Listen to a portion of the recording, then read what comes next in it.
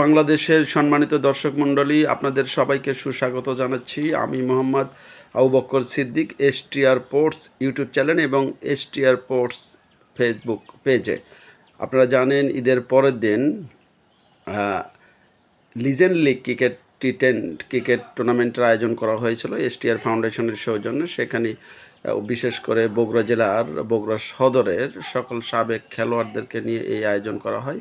আপনারা লক্ষ্য করছেন, এই আয়োজনের ভিতর দিয়ে কিন্তু সারাদিনব্যাপী খেলা হয় এবং মধ্যাহ্নবিরতি বা লাঞ্চের ব্যবস্থা করা হয়। এই যে আলিম স্যারকে দেখতে পাচ্ছেন, ক্রীড়া ব্যক্তিত্ব এবং সরকারি আজিজুল্লাহ কলেজের ফিজিক্যাল টিচার, এবং তার পাশে রয়েছে আব্দুল হান্নান স্যার, সাবেক শিবগঞ্জ পাইলট উচ্চ বিদ্যালয়ের টিচার, এবং উনি কিন্তু ট্রেনার স্কাউটের। তার পাশে আবু বক্কর সিদ্দিক, নির্বাহী পরিচালক শাহিদুল ইসলাম।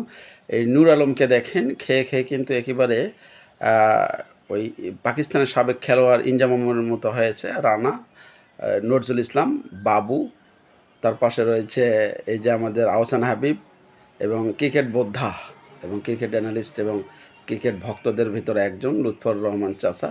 এইভাবে কিন্তু আমাদের এই যে দেখেন, এবার দারিয়েলের যে এক সময়কার ফাস্ট বোলার ছিল, যাকে আমরা বলতাম হেনরি ওলঙ্গা, তার বাচ্চাকে নিয়ে, তার ছেলেকে নিয়ে কিন্তু